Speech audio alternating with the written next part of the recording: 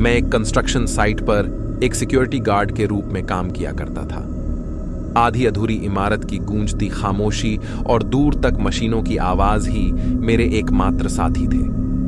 लेकिन एक रात कुछ ऐसा हुआ जिसने मुझे अंदर से झकझोर कर रख दिया। इसकी शुरुआत एक हंसी से हुई, फीकी और दूर की, अंधेरे में एक भयानक आवाज की तरह। सबसे पहले मैंने इसे अपनी कल्पना कहकर खारिज कर दिया। आखिर आधी रात को इस बंद निर्माण स्थल पर कौन होगा? लेकिन हंसी कायम रही। हर गुजरते पल के साथ यह और तेज होती गई। यह अचूक था, लोगों के एक समूह की हंसी। मैं इसे अब और नजरअंदाज नहीं कर सका और मैंने एक राउंड लेने का फैसला किया। मैंने अपनी टॉर्च ली और निर्माण स्थल की गहराई में चला गया। टॉर्च की प्रकाश की किरण गहरे अंधेरे को चीर रही थी। ऐसा लग रहा था कि हंसी चारों ओर से आ रही है, स्टील की बीमों और कंक्रीट की दीवारों से गूंज रही है। मुझे यकीन था कि मुझे घुसपैठ करने वाले बालकों का एक समूह हंसी मजाक करते हुए मिलेगा। लेकिन जब मैंने अंधेरे कोनों को खंगाला और निर्माण सामग्री के ढेर के पीछे खोजा तो मुझे कुछ नहीं मिला। हंसी बेहद मायावी थी, हमेशा पहुंच से बाहर। जब मैंने पूरी इमारत को अकेले खंगाला और किसी का कोई पता नहीं चला तो मैंने खुद पर सवाल उठाने शुरू कर दिए। क्या मैंने वह हंसी सच में सुनी थी, या नींद की वजह से मेरा दिमाग मेरे साथ खेल खेल रहा था? मैं वापस लौटने के लिए घूमा, तभी मेरी नजर एक खंबे के ऊपरी हिस्से पर गई।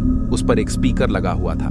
मैंने एक डंडे की मदद से स्पीकर को नीचे उतारा और तभी उस स्पीकर से हंसने की आवाज आने लगी जो पूरे बिल्डिंग में गूंज रही थे।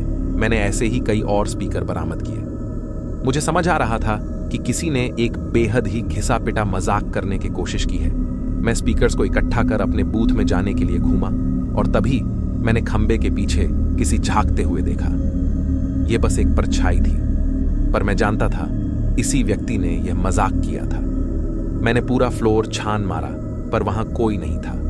पराजित और डरा हुआ महसूस करते हुए मैं अपने सुरक्षा बूथ पर लौट आया। मुझे विश्वास हो गया था कि यह जो भी है वह मुझे हानि पहुंचा सकता है।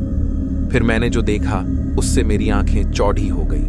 मेरे बूथ का दरवाजा किसी चिपचिपी चीज से सना हुआ। जैसे ही मैंने दरवाजे पर टॉर्च की रोशनी डाली तो मेरा दिल जोरों से धड़कने लगा। यह पदार्थ निश्चित रूप से खून था और इससे बूथ के दरवाजे पर कुछ लिखा गया था। हालांकि उसे मिटा दिया गया था और विकृत कर दिया गया था। मैंने उस विचित्र संदेश का अर्थ समझने की कोशिश करते हुए अपनी आंखों पर जोर डाला, लेकिन शब्द समझ से परे और धुंधले थे। मेरे अंदर घबराहट भर गई और मैं दरवाजे से लड़खड़ाते हुए वापस आ गया। मेरा मन घबराहट से दौड़ रहा था। यह संदेश खून से किसने लिखा था? यह मुझ पर क्यों निर्देशित किया गया था? मेरे दिमाग में सवाल घूम रहे थे लेकिन कोई जवाब नहीं था। उस पल में डर मेरे तर्क पर हावी हो गया और मुझे पता था कि मैं वहां एक सेकंड भी नहीं रुक सकता। शिफ्ट चेंज होने पर मैं मॉर्निंग शिफ्ट वाले सिक्योरिटी गार्ड को वह सब दिखने ले गया जो वहां घटित हुआ था, पर हर एक सबूत गायब हो चुका था। पर मुझे खुद पर यकीन, जो मैंने उस रात देखा था वह सब कुछ असली था। आज तक मैं यह नहीं बता सकता कि उस रात मैंने क्या अनुभव किया। क्या वह किसी की शरारत थी या फिर यह उससे भी भयंकर अनुभव था? मैंने उस रात के बाद नाइट शिफ्ट करना बंद कर दिया।